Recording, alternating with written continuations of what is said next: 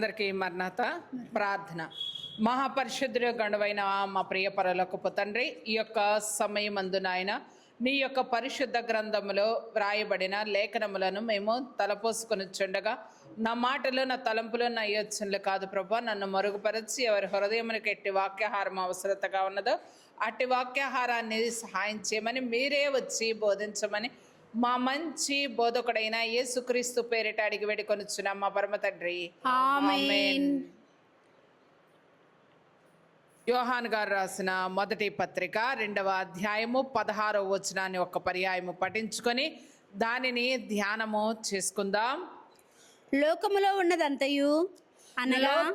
ఉన్నదంతయు అనగా శరీరాశయు నేత్రాశయు జీవపు డంబమును తండ్రి వలన పుట్టినవి కావు.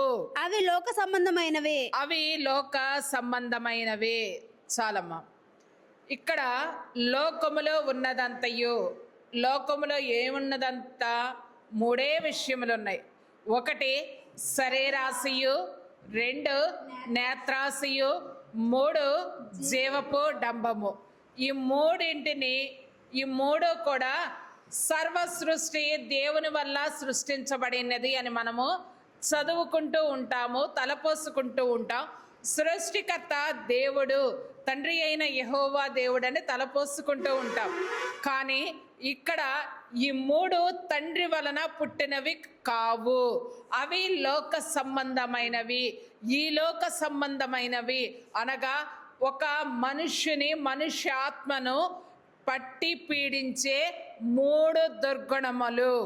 మొట్టమొదటిది శరీరాశ, 2వది నేత్రాశ, 3వది లోకపు డంబము, జీవపు డంబము. ఈ 3 కూడా మనుషులలో చీకటిగా ఉండి ఆ మనిషిని అగాధమునకు తీసుకువెళ్ళే లక్షణాలు. మొట్టమొదటిగా శరీరాశ అనగా ఏంటి? ఈ లోకపు ఆకర్షణనే శరీరాశ అంటారు. అంటే శరీరం మీద వ్యామోహం అనుకుంటున్నారేమో, కాదు. లోకము మీద ఉన్న ఆకర్షణనే శరీరాశ అంటారనమాట. మనకి లోకములో అనేక రకాల ఆకర్షణలు ఉన్నాయి. ఏమేంటి? ముఖ్యంగా మన చేతిలో ఉండే ఫోనే మనకు ఒక ఆకర్షణ. అదే లోకపు ఆకర్షణ. మన సమయం ఎంత వెళుతుందో మనకే తెలియదు. మనం ఏదో దేవుని వాక్యం చూడాలనో లేకపోతే ఇంకొక దానికో ఏం చేస్తాం? ఫోన్ పట్టుకుంటాం. దాన్ని దేవుని వాక్యం 1 నిమిషమో 5 నిమిషాలో చూస్తామేమో, కానీ మన చేతి వేళ్ళు చాలా స్పీడ్గా వెళతా ఉన్నప్పుడు అవి ఎలా మారుతాయంట? అలవాట్లుగా మారిపోతాయంట. ఫోను లేకుండా, లేకపోతే లోకపు ఆకర్షణలు లేకుండా మనము ఉండలేని స్థితిలోనికి మారిపోతూ ఉంటామన్నమాట. ఎలాగంటే దానివల్ల వచ్చే ఆనందంలో బ్రతుకుతూ ఉంటాం.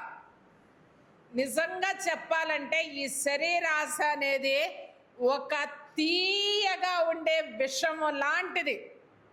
విషము మనకి ఎలాగా మన శరీరంలోకి వెళ్ళి హాని చేస్తుందో, ఈ లోకపు ఆకర్షణ అనేది కూడా అలాగ తీయగా ఉంటుంది. అదే ఆకర్షణ మనకు విషము, మనల్ని పరలోకము నుండి వేరు చేసే విషమై ఉన్నది. ఆ విషము మనకి ఎప్పటికి తెలుస్తుందంట? లోకాశల్లో పడిన వాళ్ళు చిట్ట చివరికి ఒకటి శరీరం అన్నా పాడైపోయి కుళ్ళిపోయే స్థితికి వచ్చినప్పుడన్నా చూచుకుంటారు, లేదా ఇంకా అనేక రకాల అలవాటు పడిపోయి శరీరాన్ని, కుటుంబాన్ని, అన్నింటినీ పాడు చేసుకునేవారుగా ఉంటూ ఉంటారనమాట. అంటే శరీరాశ అంటే మనం ఏమనుకుంటామంటే పాపాలు అని అంటాం. పాపాలు మాత్రమే కాదు, దేవుని చిత్తాన్ని ప్రక్కకు పెట్టి జీవించడము, మన ఆనందం కోసము దేవుని చిత్తము ఏదైతే ఉంటుందో దాన్ని కూడా ప్రక్కకు తోసేసి మన ఆనందాన్ని నెరవేర్చుకోవడం కోసము దేనికైనా తెగిస్తారు అని అంటారు చూసారా? అలా తెగించడమే లోకపు ఆకర్షణ. లేదా శరీరాశ. దానిని మనం విడిచిపెట్టాలంటే అవుతుందా అండి? కానే కాదు. ఎందుకంటే శరీరాశ అనేది మన నరాల్లో ఇమిడిపోయి ఉంటుంది. అది నేత్రాశ గురించి చెప్పుకునేటప్పుడు చెప్పుకుందాం. కానీ శరీరాశ ఎలా ఉంటుందో తెలుసా? అది బాగుంటుంది, ఇది బాగుంటుంది, ఇలా జీవించాలి. లోకంలో ఇలాంటి ఆకర్షణలు ఉన్నాయి. అలాంటి ఆకర్షణల తట్టు ఇప్పుడు టిక్టాక్లని షార్ట్స్ అని ఇలాంటివి ఉంటాయి. దానికోసం యువత ఏం చేస్తుందో కూడా అర్థం కాని పరిస్థితి. యవ్వనస్తులు ఉంటారు, ఆడపిల్లలు ఉంటారు, వాళ్ళు కూడా అంతే. దేనికి ఏ విషయాన్ని కప్పి ఉంచాలి, ఏ విషయాన్ని బహిర్గతం చెయ్యాలన్న ఆలోచనను కూడా వదిలేసేంత లోకపు ఆకర్షణలలో బ్రతుకుతూ ఉన్నారు. శరీరాన్ని కప్పుకోవాలన్న విషయాన్ని కూడా విసర్జించే స్థితిలోనికి వెళ్ళిపోయి ఉన్నారనమాట. అదేమంటే ఏమంటారు? లోకములో ఇది ఒక ఆకర్షణ అన్నట్లు చెప్తారు. అది ఒక కల్చర్ అని. ఆ కల్చర్ నిన్ను ఎక్కడికి తీసుకువెళ్తుందో తెలుసా? అధపాతాళానికి తీసుకువెళ్తుంది. నీ శరీర సౌందర్యం కొన్ని దినములే ఉండొచ్చు, తర్వాత శరీర సౌందర్యము తగ్గిపోతుంది. తగ్గిపోయినప్పుడు నీ యొక్క స్థితి అని నువ్వు చేసినవన్నీ కనిపిస్తూనే ఉంటాయి కదా. వాటిని ఏమైనా మార్చగలవా? మార్చలేము. కానీ లోకపు ఆకర్షణలో పడినప్పుడు అవన్నీ ఎలా ఉంటాయి? చాలా తీయగా ఉంటాయి. ఇది చేస్తే ఏం తప్పు, ఇది చేస్తే ఏమి తప్పు అని ఆలోచిస్తూనే ఉంటారే. కానీ ఈ అలవాటు చేసుకుంటే ఏం తప్పు అని చిన్నగా చదువుకునే సమయంలో స్మోక్ చేయడం అలవాటు చేసుకుంటారు విద్యార్థులు, లేదా యవ్వనస్తులు. తాగుడు అలాగే అలవాటు చేసుకుంటారు. అవి మానాలంటే ఇవన్నీ లోకపు ఆకర్షణలే కదా. ఏ తల్లి అయినా ఏ తండ్రి అయినా బాబు నువ్వు స్మోక్ చేయి, నువ్వు డ్రింక్ చేయని ఎవరైనా చెప్తారా? ఎవరైనా నేర్పిస్తారా? కానీ అది చాలా స్నేహంలో చాలా చిన్నగా మొదలవుతుంది. ఆకర్షణగా చాలా తేలికగా మొదలయ్యి జీవితాలను పతనం చేసుకొని తమ జీవితాలను తామే బలి చేసుకునే స్థితిలోనికి వెళ్ళిపోతూ ఉంటారు. ఇది ఒక రకమైన శరీరాశ, ఆకర్షణ.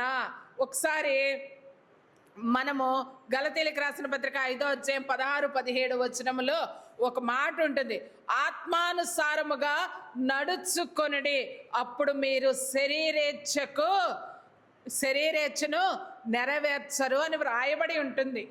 మనం ఆత్మానుసారముగా అనగా నీ ఆత్మను దేవుని యొద్దకు తీసుకువెళ్ళి దేవునితో నడుచుచు, దేవునితో మాట్లాడుచు, దేవునితో అనుబంధము కలిగి ఉన్నప్పుడు నీ యొక్క శరీరేచ్ఛ నెరవేర్చబడదు. నీలో ఉన్న దుర్గుణాలు, నీలో ఉన్న చెడ్డ అలవాట్లు, నీలో ఉన్న లోకపు ఆకర్షణలు ఏవైనా కానీ అవి ఏమవుతాయి అంట? నెరవేర్చబడవు. ఎందుకంటే ఆత్మానుసారముగా నీ ఆత్మను నడిపించుచున్నది తండ్రి అయిన దేవుడు. ఆయన రక్షగా ఉన్నాడు కాబట్టి నీలో అది ఏమవదంట? నెరవేర్చబడదు. నీ యొక్క శరీరేచ్ఛలు ఏవైనా సరే నెరవేర్చబడవు. కాబట్టి మనము ఆత్మానుసారముగా నడుచుకోగలిగే స్థితిలోనికి వెళ్ళమని పౌలు గారు గలతీలకు రాసిన పత్రికలో చెప్పి ఉన్నారు. కాబట్టి మనము శరీరాశను జయించాలి అంటే, శరీరేచ్ఛను విడిచిపెట్టాలంటే ఆత్మానుసారముగా లోబడి నడవగలిగే శక్తిని నీవు అలవరుచుకోగలగాలి.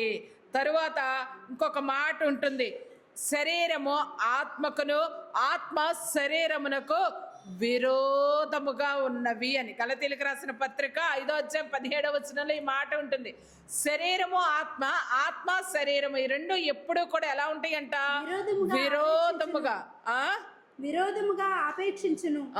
విరోధముగా ఆపేక్షించును అని వ్రాయబడి ఉంటుంది. ఎప్పుడు కూడా అవి ఎలా ఉంటాయి అంట? వ్యతిరేకముగానే ఉంటాయి.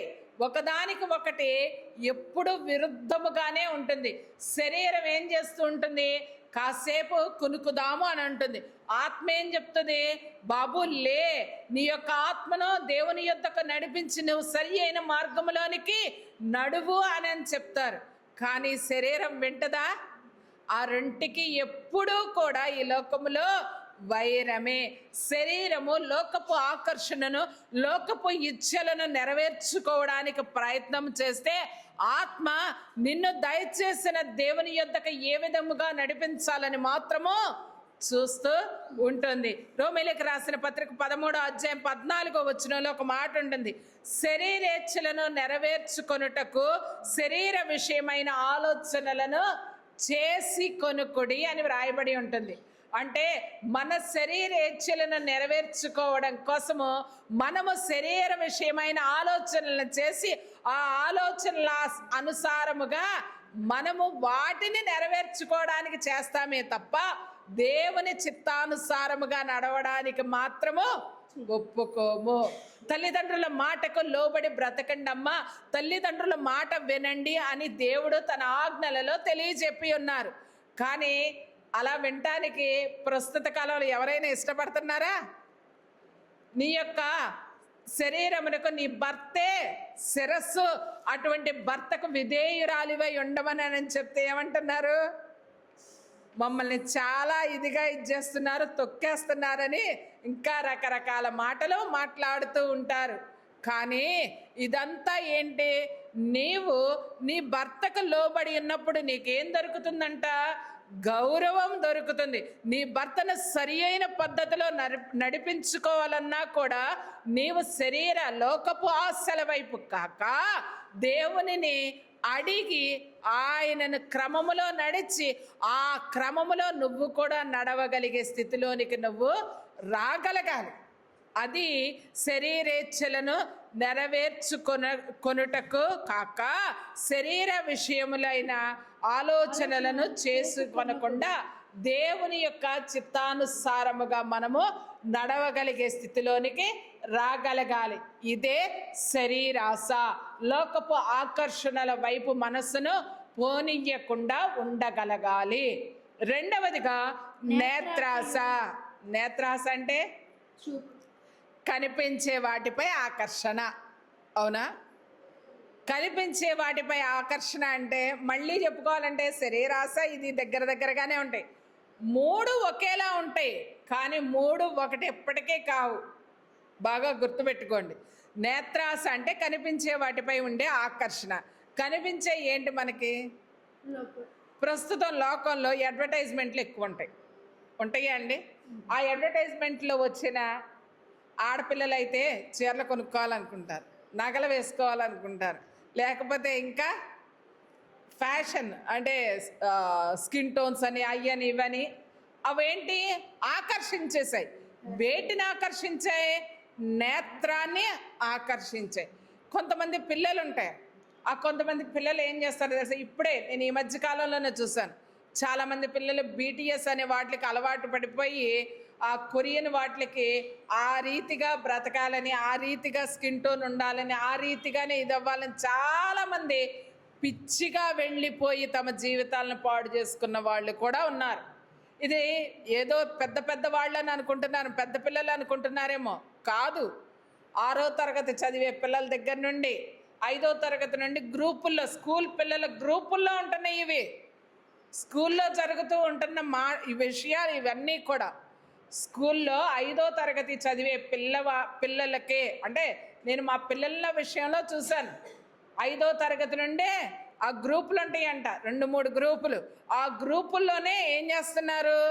వాళ్ళలాగా ఆ పాప్ సింగర్స్ వలె మారడం కోసం వాళ్ళ స్కిన్ని, తర్వాత వాయిస్ని, లేకపోతే ఇంకా దానికి ఏయో టెస్ట్లు ఉంటాయంట, దానికోసం ఏది చెయ్యడానికైనా సిద్ధపడిపోయేంత స్థితిలోనికి వెళ్ళిపోతున్నారు. మళ్ళీ ఆ గ్రూపుల్లో నువ్వు చేరకపోతే నీకేమీ రాదు అన్న స్థితిలోనికి వస్తున్నారు పిల్లలు. చిన్న పిల్లల గురించి చెప్తుంటారు. అరిస్టాటిల్ చెప్తారు, వాళ్ళ యొక్క హృదయం ఏమీ రాయని నల్ల బల్ల అని చెప్తారు. అంత పరిశుద్ధముగా ఉన్న ఆ పలకల మీద కేవలము నేత్రాశ అనేది కలిగేసి వాళ్ళకి మనం ఇచ్చే ఫోన్ల ద్వారానో దేని ద్వారా అయినా కానీ వాటి వల్ల వాళ్ళు ఎక్కడికి పాతాళములోనికి వాళ్ళ జీవితాన్ని నెట్టివేసుకుంటున్నారు. ఇంకా అంటే ఇవన్నీ నేను పెద్దవాళ్ళు అయిన తర్వాత కాలేజీలకు వెళ్ళిన తర్వాత జరిగే విషయాలు చెప్పట్లేదు. డ్రగ్స్ అని అవని ఇవని ఇవన్నీ ఎందుకు వస్తున్నాయి? శరీరాశలు నేత్రాశల వల్లే కలుగుతూ ఉన్నాయి. ఎక్కడో జరుగుతున్నాయి అని అనుకుంటాం, మన గృహాలలోనే ఇవి జరుగుతూ ఉంటాయి, కానీ దానిని మాత్రం మనము గమనించము. ఒక విషయం చెప్తాను ఏంటంటే, కన్ను అనేది మన యొక్క శరీరానికి ఎంట్రన్స్ పార్ట్, అంటే గుమ్మం లాంటిది. ఆ గుమ్మంలోనే, ఆ కన్నులలో నుండే ఏదైనా మన అంతరంగంలోనికి వెళ్ళాలి, వెళుతుంది కూడా. చెవుల్లో ఉండి వెళ్తుందా వెళ్ళదా అనేది పక్క పెట్టండి. మనం చూసే దాంట్లో 70% మన యొక్క అంతరంగంలోకి చేరుతున్నాయి అంటే అవి మన కళ్ళ వల్లే చేరుతున్నాయి. అందుకనే శరీరము అనేది ఏంటంట, మన యొక్క కంటికి అనగా మన కన్నే శరీరానికి ఒక ద్వారము, గుమ్మము వంటిది. అటువంటి గుమ్మాన్ని మనం తలుపేస్తే ఆ తలుపేసినట్టే ఉంటుంది. అంటే ఏంటి? ఈ నేత్రాశ అంటే లోకములో ఉన్న ఈ ఆశలన్నీ మన యొక్క శరీరంలోనికి వెళ్లకుండా ఉంటాయి. కానీ మనం ఏం చేస్తాం? పొద్దున్నే లెగవగానే దేవుణ్ణన్నా చూస్తామో లేదో, తలపోసుకుంటామో లేదో తెలియదు, కానీ మనకే ఏమన్నా మెసేజ్ వచ్చిందా రాలేదా, స్టేటస్ పెట్టామా లేదా, లేదా ఇంకొక ఆలోచన చేసామా లేదా అని వెంటనే దేన్ని ఓపెన్ చేస్తాం? ఫోన్ ఓపెన్ చేసి మన కళ్ళతోటి మన అంతరంగంలోనికి దానినే పంపిస్తూ ఉంటాము. ఇంకా అలా పంపిస్తున్న వెంటనే జరిగే విషయం ఏంటో తెలుసా? నేత్రాశ వల్ల జరిగే విషయం, చూసింది ఏదైనా సరే కావాలని కోరుకుంటారు, కావాలనిపించేస్తుంది. దాన్ని అప్పుడు వాయిదా వేస్తామేమో, కొంతమంది వాయిదా వేస్తారు, కానీ ఎలాగైనా దాన్ని దక్కించుకోవాలన్న తలంపు ఉంటూ ఉంటుంది. మళ్ళీ చూసిన దాన్ని వెంటనే కావాలనుకోవడమే కాదు, దానికోసం పరిగెడతాం. ఎలా పరిగెడతాం? పిల్లలు అమ్మ అమ్మ, నాన్న నాన్న నాకు ఇవ్వరా. భార్య భర్తని, ఏమండి, భర్త భార్యని. ఎలాగా? ఇవన్నీ ఎక్కడ జరుగుతున్నాయి అమ్మా? నేత్రాశ వల్లే కదా జరుగుతూ ఉన్నది. తర్వాత ఎప్పుడైతే నీకు అటువంటి ఆశలు మొదలయ్యాయో, నీ యొక్క పతనాన్ని నువ్వే తవ్వుకున్నట్టు. నీ కన్నుతోటే నీకేం మొదలవుతుందంట? లోభం అనేది మొదలవుతుందంట. హృదయం ద్వారా ఇంకా ఇంకా ఇంకా ఇంకా కోరిక పెరిగిపోతుంది. నీ కళ్ళతో చూసి ఎక్కడ దాచుకుంటావు? హృదయంలోనే దాచుకుంటావు. అలా హృదయంలో దాచుకునే కొలది ఏమవుతుందంట? కోరిక పెరుగుతూ ఉంటుందంట. అలా కోరిక పెరిగి పెరిగి పెరిగి నీ యొక్క చేతలతోటి, నీ యొక్క చేతులతో పాపపు క్రియలు చెయ్యడం నువ్వు మొదలు పెడతావు. చాలామంది అనుకుంటారు, ఇవన్నీ ఒకసారి చూసినంత మాత్రానే పాపం చేసేస్తామా ఏంటండి అని అంటా ఉంటారు. పాపం చేస్తామా చెయ్యమా అనేది ఎవరి అంతరంగానికి వాళ్ళకి తెలుస్తూ ఉంటుంది. కానీ నువ్వు కళ్ళతో ఒకటి ఏదైనా ఒక ఆభరణాన్ని చూసావమ్మా, అలా ఆభరణాన్ని చూసిన వెంటనే అది కావాలని మనసుకు అనిపిస్తుంది. అనిపించిన వెంటనే అది మా హృదయంలో ఇచ్చేసి మీ ఆయనతో గొడవపడో, లేకపోతే నీ తల్లిదండ్రులతో గొడవపడో, ఎవరితో ఒకళ్ళతో ఇచ్చేసి దాన్ని సంపాదించుకునేంత వరకు నీ కన్ను ఊరుకుంటుందా? అది నీ మెడలోనో లేకపోతే నీ చేతికో ఎక్కడో అలంకరించుకొని ఆ యొక్క సొగసు చూపించుకునేంత వరకు నీ నేత్రాశ ఆగదు. అంతేనా? కాబట్టి మన యొక్క నేత్రాశ మన కన్నులతో మొదలై మన అంతరంగము నుండి పాపములోనికి, అనగా మన చేతుల ద్వారా పాపక్రియలోనికి వస్తూ ఉంటుంది. కాబట్టి మన కన్నుని మనము ఏం చేయాలంట? జాగ్రత్తగా చూసుకోగలగాలి. మత్తయి సువార్త 6:22-23 వచనాల్లో ఒక మాట ఉంటుంది, నీ యొక్క దేహమునకు నీ కన్నే దీపము కనుక నీ కన్ను తేటగా ఉండిన ఎడలా నీ దేహమంతయు కూడా ఎలా ఉంటుందంట? వెలుగుగా ఉంటుందంట. నీ కన్ను చెడ్డదైతే నీ దేహము చీకటిమయమై ఉంటుంది. నీలో ఉన్న వెలుగు చీకటిమయమై ఉండిన ఎడల ఆ చీకటి చాలా గొప్పది అని రాసి ఉంటుంది దైవ గ్రంథంలో. కావాలంటే మీరు చదువుకోండి. నీ దేహానికి కన్ను ఏంటంట? దీపము. నీ యొక్క దేహము వెలుగుగా ఉండాలంటే నీ కన్ను ఎలా ఉండాలి? శుభ్రముగా ఉండాలి. నీ కన్నును నువ్వు జాగ్రత్తగా పెట్టుకున్నప్పుడు, తేటగా ఉంచుకున్నప్పుడు నీ యొక్క దేహం అంతా ఎలా ఉంటుందంట? వెలుగుగా ఉంటుందంట, తేటగా ఉంటుందంట. అదే నీ కన్ను చెడ్డదైతే నీ దేహం అంతా ఎలా ఉంటుంది? చీకటిమయమై ఉండును. చీకటిమయమై ఉండును. నీలో ఉన్న వెలుగు చీకటి ఉండిన ఎడల ఆ చీకటి ఎంతో గొప్పది. ఆ చీకటి ఎంతో గొప్పది. నువ్వు ఒక్క చిన్న ఆశ అని అనుకుంటావు, కన్నుల ద్వారా కలిగిన ఆశ అని అనుకుంటావు. ఆ యొక్క నీలో ఉన్న వెలుగు, నీలో ఉన్న దీపము, దేవుడు నీకు అనుగ్రహించిన ఆ యొక్క జ్ఞాన దీపము అనేది ఏమవుతుందంట? చీకటిగా మారిపోతుంది. ఆశలు ఎక్కువైపోతే ఏమైపోతుంది? మన యొక్క కన్నులకు పొరలు కమ్ముతూ ఉంటాయి. పొరలు కమ్మినప్పుడు మనకేం కలుగుతుంది? చీకటి కలుగుతుంది. అలాంటి చీకటి కలిగినప్పుడు మన శరీరం అంతా కూడా ఎలా మారిపోతుందంట? చీకటిమయమైపోతుందంట. ఆ చీకటి ఎంతో గొప్పదైపోయిందంట. ఏంటండి దేవుడు ఇలా చెప్పారని అనుకుంటారా? ఎంతో గొప్పదవడం అంటే ఆ చీకటిలో నుండి ఇంకా వెలుగుని పుట్టించడం అనేది జరగని పని, అది తరం కానిదని అన్నమాట అర్థం. కాబట్టి మన నేత్రాశల వల్ల ఇంత దుస్థితిలోనికి వెళ్ళిపోతూ ఉంటాం. నేత్రాశ అంటే చిన్నదే అని అనుకుంటారు, కాదు. నిన్ను పాపములోనికి పడేసే మొట్టమొదటి మార్గమే నేత్రాశ. చూడండి, అవ్వమ్మ గారు ఉన్నారు. అవ్వమ్మ గారు నేత్రాశ వల్లనే కదా మొత్తము తరతరాలకు సృష్టిలో ఉన్న స్త్రీ జనాంగమునకంతటికి కూడా పాపమును తెచ్చిపెట్టి ఉన్నారు, అంటించి ఉన్నారు.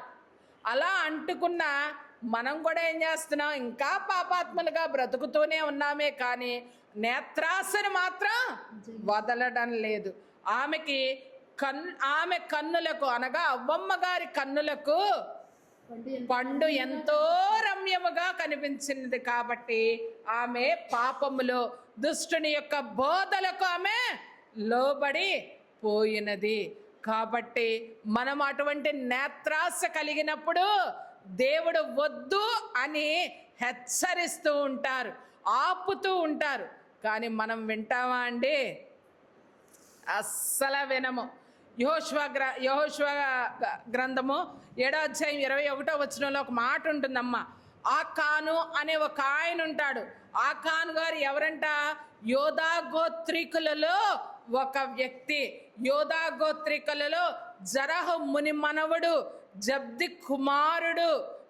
మనవడు, కర్మి కుమారుడైన ఆకాను అని వ్రాయబడి ఉంటుంది. ఆయన దేనికి? కేవలము నేత్రాశకు లోబడిపోతాడు. ఆకాను చిన్న విషయానికమ్మా, ఏంటో తెలుసా?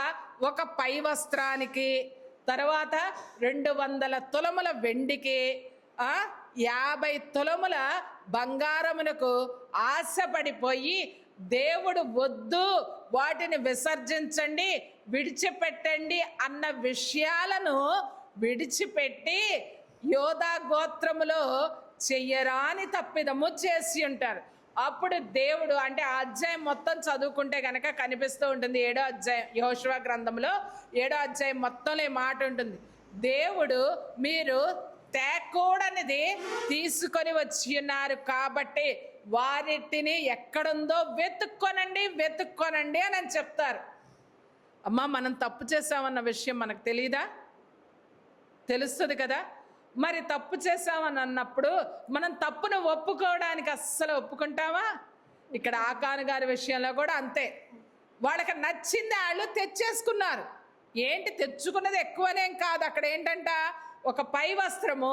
ఏంటి 21వ వచనంలో ఉంటుంది చూడండమ్మా, 7వ అధ్యాయం 21వ వచనం. దోపుడు సొమ్ములో ఒక మంచి షేనారు పై వస్త్రమును, సొమ్ములో ఒక మంచి షేనారు వస్త్రము, 200 తులముల వెండిని, 200 తులముల వెండిని, 50 తులముల 50 తులముల 50 తులముల ఎత్తుగల ఒక బంగారు కమ్మిని ఒక బంగారు కమ్మిని నేను చూచి ఆ వాటిని ఆశించి తీసుకుంటుని. నేను చూచి వాటిని ఆశించి. చూడడమే అంటే చూడడం వల్లే కదమ్మా ఆశించాలని కోరుకునేది. దేవుడు మనకిచ్చిన ఆజ్ఞల్లో చివరి ఆజ్ఞల్లో చెప్తారు ఏమని, నీ పొరుగు దాని దేనిని కూడా నువ్వేం చేయకూడదు, ఆశింపకూడదు అని చెప్తున్నారు. మరి మనం చూడడం వల్లే మనకి ఆశించే మనసు వస్తుంది అన్నప్పుడు ఆ నేత్రాస అనేది ఏం చేయాలి, మనం విడిచిపెట్టగలగాలి.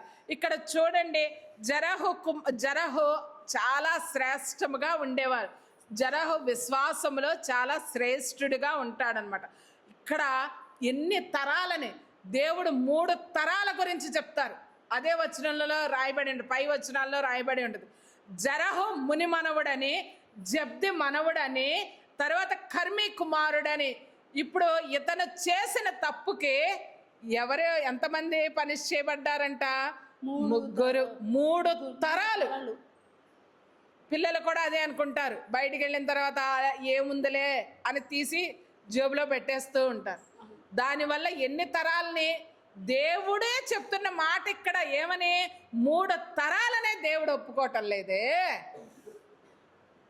తప్పు చేసింది ఆకాను, చూచి దాన్ని ఆశించింది ఆకాను, దొంగిలించింది ఆకాను. కానీ ఎవరెవరి పేర్లు దేవుడు చెప్తున్నారంట, తాత దగ్గర నుండి వాళ్ళ నాన్న వరకు 3 తరాలని చెప్పి 4వ తరపు ఆకానుని ఏం చేశారంట, శిక్ష వేయడానికి సిద్ధపడి ఉన్నారు. దేవుడి దగ్గరికి వెళ్ళేసి తప్పు చేసేసి దేవుడు క్షమించేస్తారు, ఏడు చేస్తే దేవుడు క్షమిస్తాడు అనేది ఒకవేళ అలాంటి భ్రమలో ఉంటే అది తప్పు.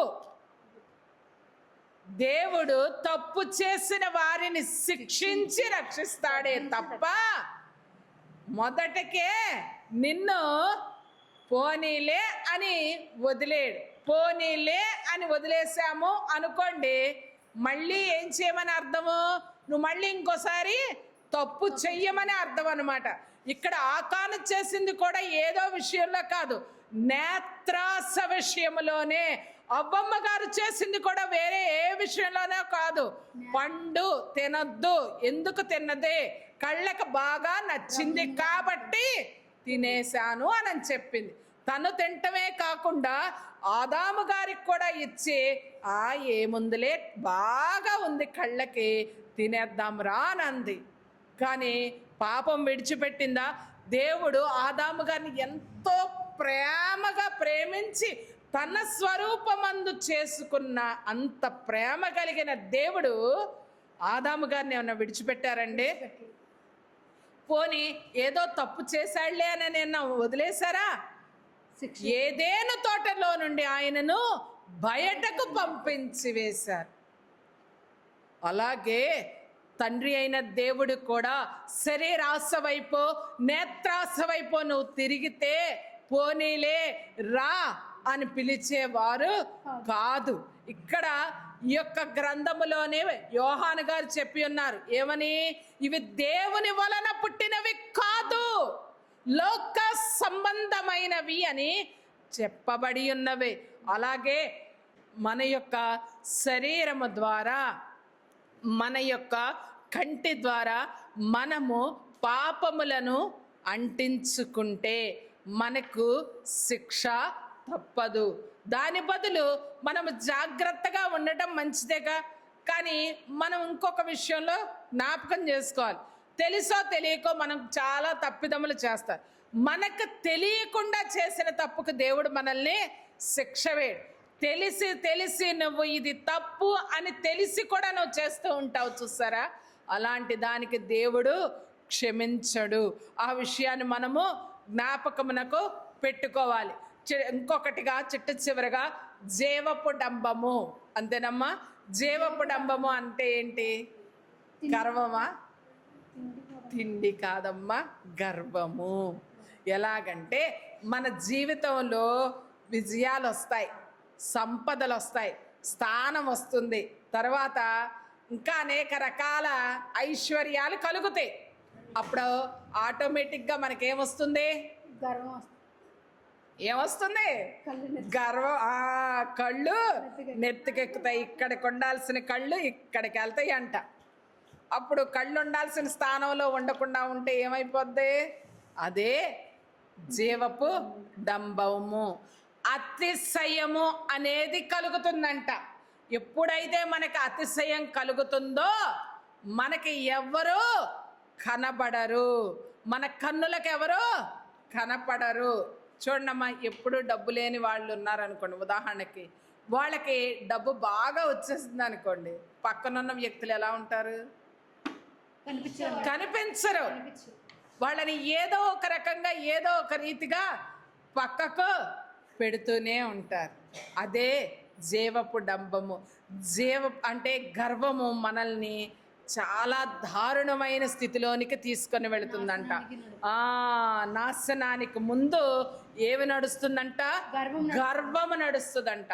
గర్వము తలకెక్కినప్పుడు మాటలు కూడా అలాగే వస్తాయి.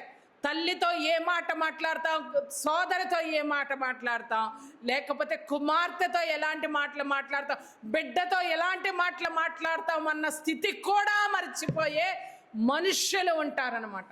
అటువంటిదే జీవపు డంబము. అన్నీ ఇచ్చిన దేవుడు, అన్నీ నీకు కావలసినవన్నీ కూడా ప్రార్థన చేయగానే అందించిన దేవుడు, ఆ ప్రార్థన చేసినప్పుడు ఆ స్థితిలో ఉన్నప్పుడు, నేను ఆ స్థితిలో ఉన్నానని నువ్వు ఏనాడైనా కట్టుబడి ఉండగలిగావా? అలా కట్టుబడి లేవు అని అంటే నీ కన్నులో పొగరెక్కిపోయిన గర్వముతో నిండిపోయి ఉన్నవి. అందుకనే నీ యొక్క పలుకులు అంత పదునుగా ఉంటూ ఉంటాయి. అంత పదునెక్కిన పలుకులు ఉన్నప్పుడు దేవుడు వదిలేస్తాడా? బంధాలు కూడా, చెప్తున్నాను కదమ్మా, బంధాలు కూడా ఏమిటంట? డబ్బు మైకంలో కనబడవు. చూడండి, ఏమీ లేని వాళ్ళు, డబ్బున్న వాళ్ళ ఇంటికి వెళ్ళండి, ఎలా చూస్తారో చూడండి. వాళ్ళని ప్రేమగా సొంత అక్కే వెళ్ళనివ్వండి, లేదా సొంత చెల్లే వెళ్ళనివ్వండి, కానీ ఏం చేస్తారు? వాళ్ళని ఆహ్వానిస్తారా? ఆహ్వానించడం కాదు కదా, నువ్వెందుకు వచ్చావు అని అడుగుతారు. అదేనమ్మా. కానీ నువ్వు కష్టాలలో ఉన్నప్పుడు, శ్రమలలో ఉన్నప్పుడు, ఇరుకులలో ఉన్నప్పుడు నీకు అదే వ్యక్తి ఏదో ఒక రూపంలో సహాయం చేసి ఉంటుందన్న తలంపు నీ కన్నులకు కనపడదు. ఎందుకంటే నీకు జీవపు డంబము అనే గర్వము నీ తలకెక్కిపోయి ఉన్నప్పుడు నీకు ఎలా కనిపిస్తుంది? కనిపించదు. కానీ మాటలు ఎలా ఉంటాయో తెలుసా?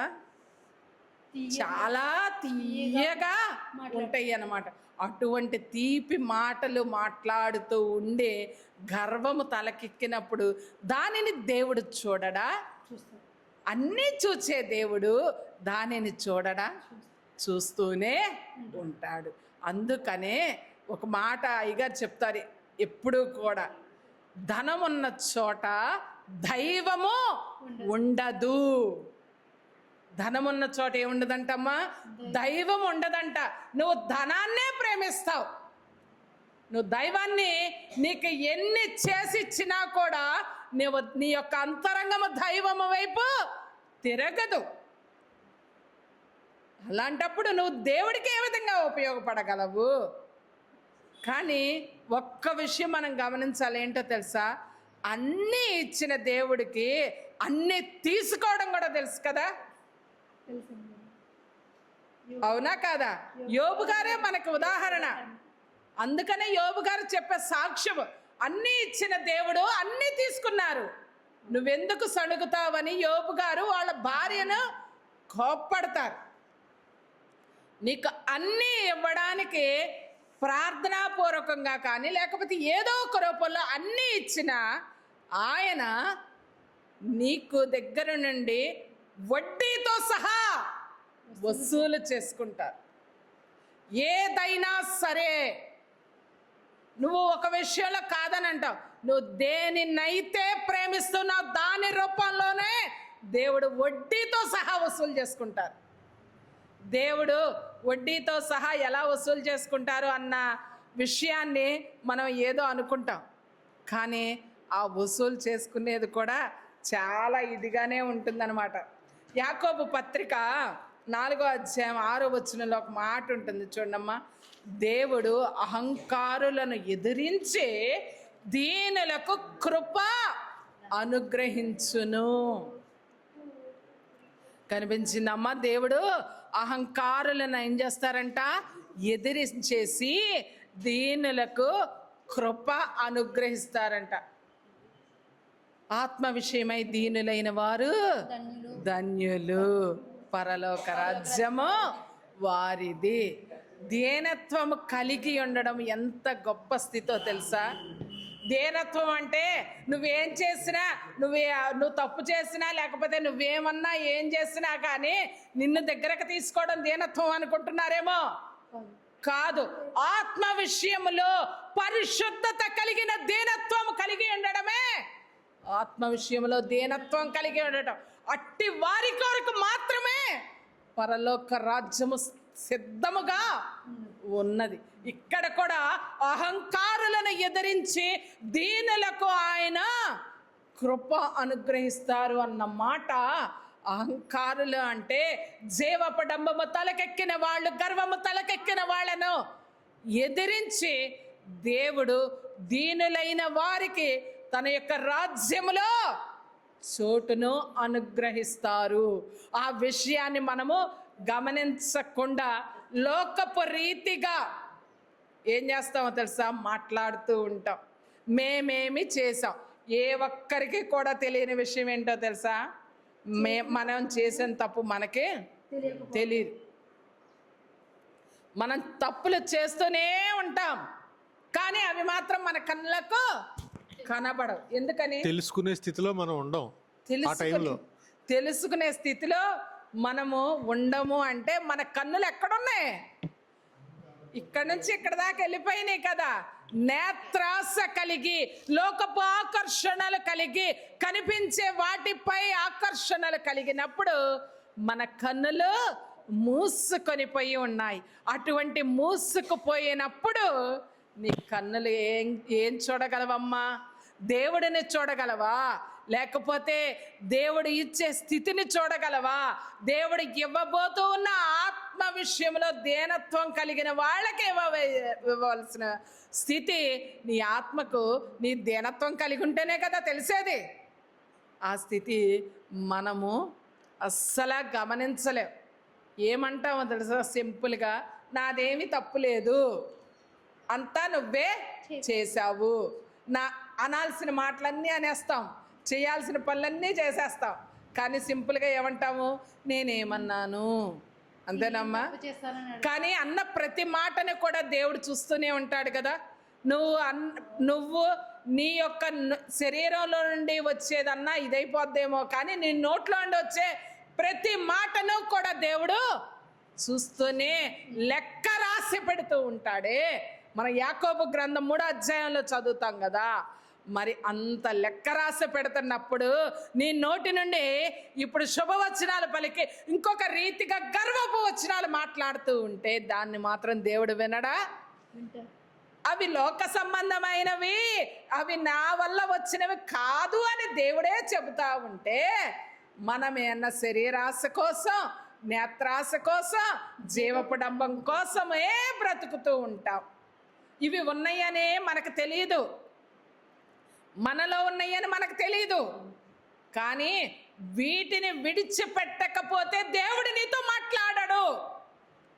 వీటిని విడిచిపెట్టకపోతే దేవుడు నీతో సహవాసము చెయ్యడు.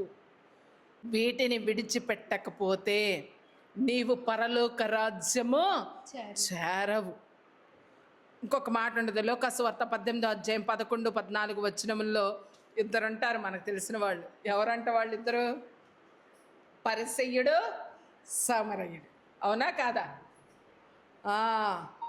ఆ పరిసయ్యుడు, నేను ఈ సమరయుడిలా కాకుండా నేను బాగా ఉన్నాను, నీ కానుకలు ఇస్తున్నాను, అన్నీ ఇస్తున్నాను, నువ్వు నన్ను మాత్రం ఇతనిలా ఉంచినందుకు థ్యాంక్ యూ అని చెప్తాడు పరిసయ్యుడు.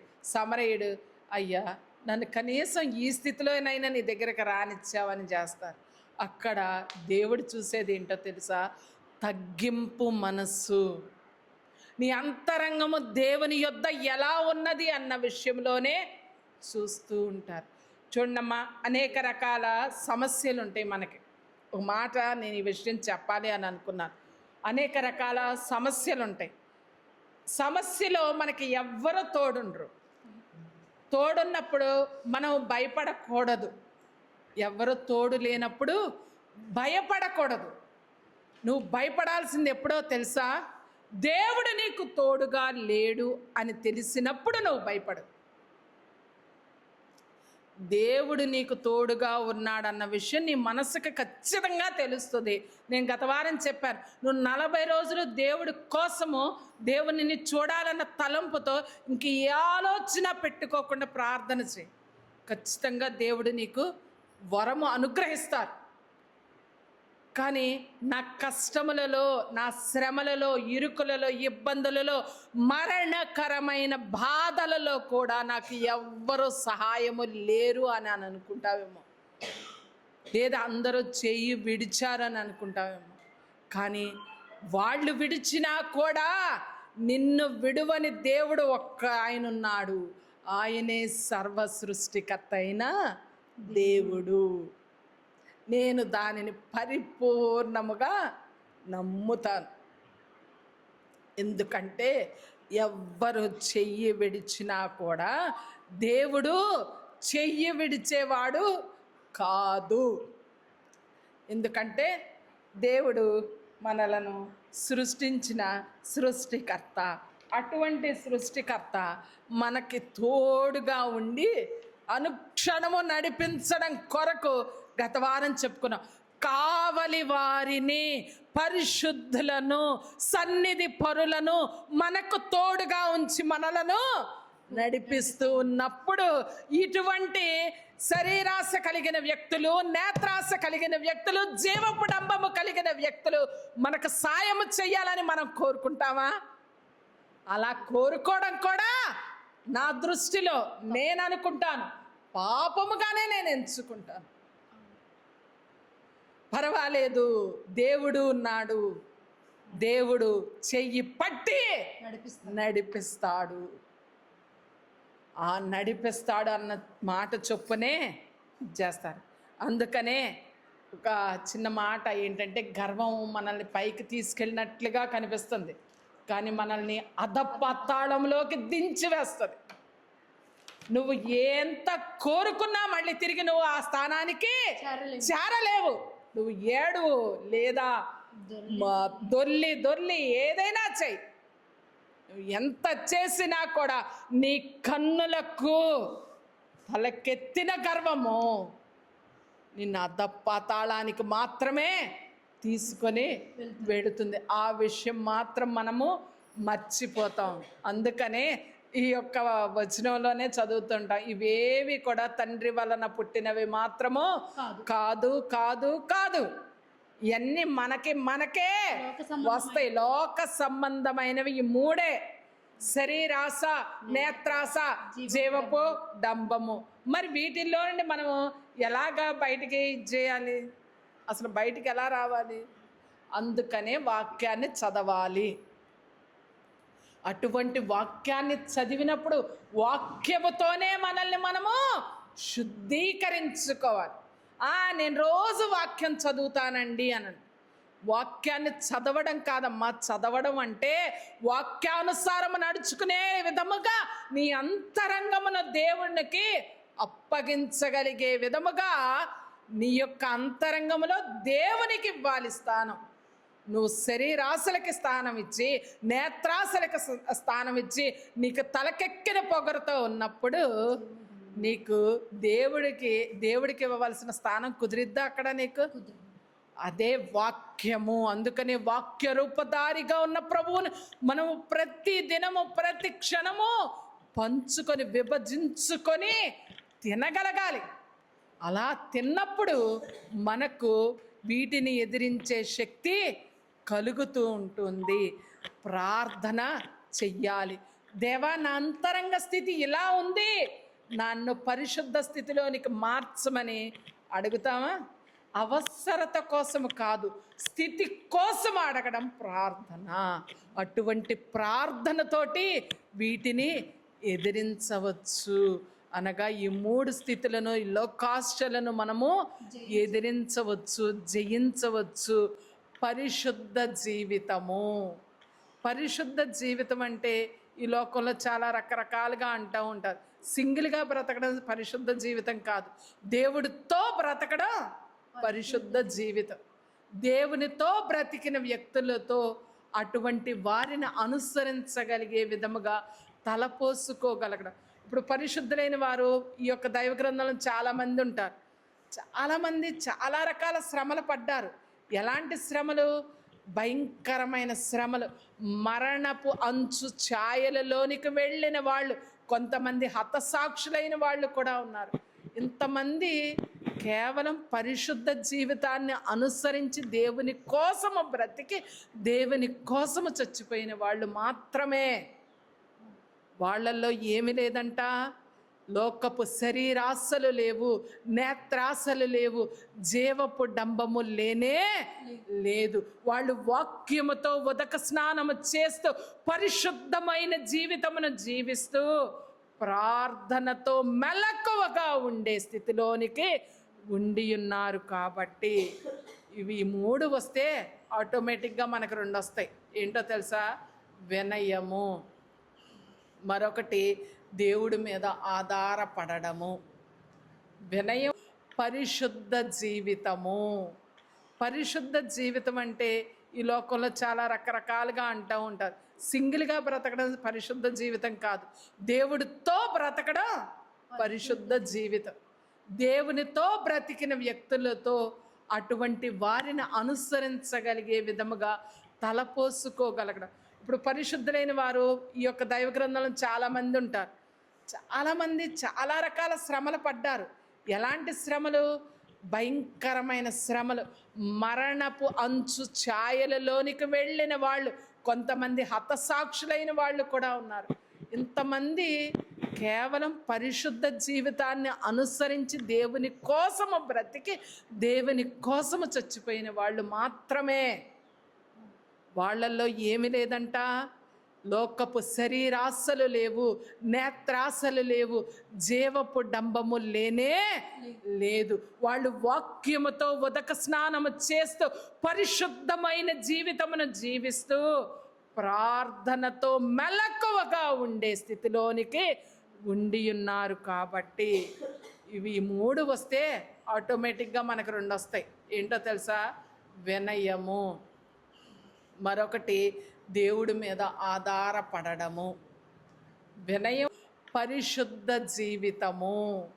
పరిశుద్ధ జీవితం అంటే ఈ లోకంలో చాలా రకరకాలుగా అంటూ ఉంటారు. సింగిల్గా బ్రతకడం పరిశుద్ధ జీవితం కాదు, దేవుడితో బ్రతకడం పరిశుద్ధ జీవితం. దేవునితో బ్రతికిన వ్యక్తులతో అటువంటి వారిని అనుసరించగలిగే విధముగా తలపోసుకోగలగడం. ఇప్పుడు పరిశుద్ధులైన వారు ఈ యొక్క దైవ గ్రంథంలో చాలామంది ఉంటారు. చాలామంది చాలా రకాల శ్రమలు పడ్డారు. ఎలాంటి శ్రమలు? భయంకరమైన శ్రమలు.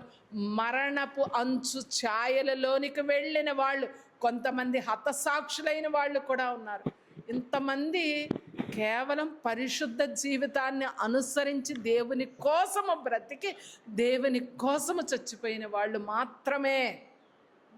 వాళ్ళల్లో ఏమి లేదంట, లోకపు శరీరాశలు లేవు, నేత్రాశలు లేవు, జీవపు డంబము లేనే లేదు. వాళ్ళు వాక్యముతో ఉదక స్నానము చేస్తూ పరిశుద్ధమైన జీవితమును జీవిస్తూ ప్రార్థనతో మెలకువగా ఉండే స్థితిలోనికి ఉండి ఉన్నారు. కాబట్టి ఇవి 3 వస్తే ఆటోమేటిక్గా మనకు 2 వస్తాయి. ఏంటో తెలుసా? వినయము, మరొకటి దేవుడి మీద ఆధారపడము. వినయం అసలు ఉంటుందా? దేవుడి దగ్గర ఉండాల్సిందే వినయం, పెద్దల దగ్గర ఉండాల్సిందే వినయం. అలాగని అతి వినయం దూర్త లక్షణం అని ఒక మాట అంటారు. ఎక్కువ వినయం ఉన్నట్టు నటించినా కూడా అది కూడా తప్పే. అవునమ్మా, అటువంటి వినయము ఎప్పుడు అలవాటు అవుతుందో తెలుసా? ఆ వినయం ఎవరి దగ్గర చూస్తామో తెలుసా? మనం పరిశుద్ధ గ్రంథంలో ఏలియా గారి దగ్గర ఎలీషా గారిది వినయము.